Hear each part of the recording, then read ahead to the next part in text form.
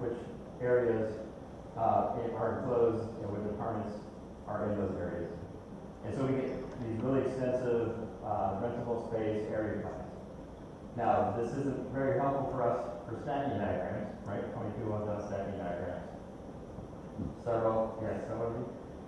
So we want to represent areas now in a 3D representation. And you just can't see rooms and spaces and areas in 3D.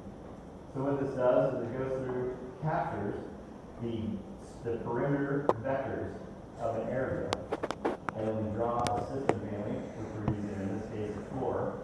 We're creating a floor object that represents every one of those areas in our area plans. And then we use data to apply to those floors, and we can color code that with our filters and give us the stacking diagrams based on our areas. So we're selecting create floors. Again, we use the floor object. We have a special floor that we created this absurd is 10 feet tall, right? But it does give us the option to do a sketch around that floor and create a floor object. So we're capturing all of our OC areas. There's one instance where we don't have a category where we can pick the area objects. We use the API functionality that's a category by name where we can OC areas. That's one thing we noticed that maybe isn't in the category selection or picklist.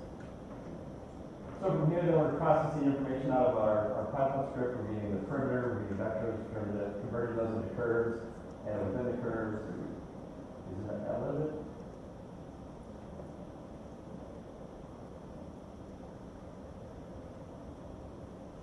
Okay, so we're also getting the level.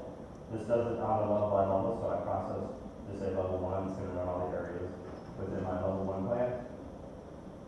And then it converts everything into curves. It joins those curves. Now I have a polycurve, which is a complete curve. And then we add a center point. You might ask why we add center points to our areas. This is if we find an area that the sketch lines don't match, and we found that in CAD. You find the same thing in Revit too, right? Our vectors don't meet up at the corners. And sometimes that throws a curve for diamond. So if we do find that, what we're doing is creating a point of where the center of the area is, and I'm putting a really tall column in that space saying there's nothing here for me to close off and create a system bandwidth. So we zoom back up. We're processing that information, creating those objects,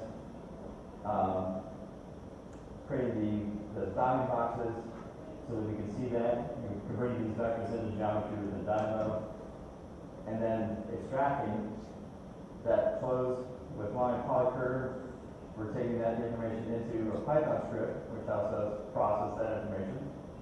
And then in this, we're adding and running information to those parameters. Okay, so we're taking information from our areas directly, writing it into the floor. So now my floor is on the same data that my areas do. Okay, put in that information, we selected those parameters, we have the watch list that run this. Now we run this route. And we have, our example will show you multiple floors. We're running this just on the basement level.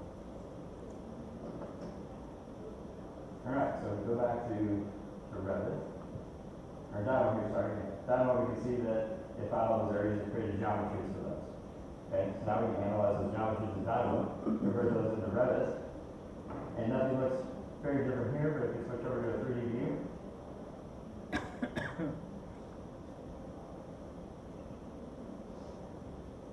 so we go to 3D one.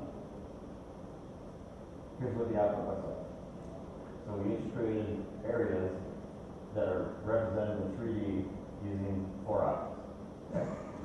And then all the data is applied to it. That's why we can color code this by department, because we use filters and the view template. Apply that view template to every view you have these 3D floors and areas on, and then you get an output that looks like that. I think that was cool. Anybody else think that was cool? All right.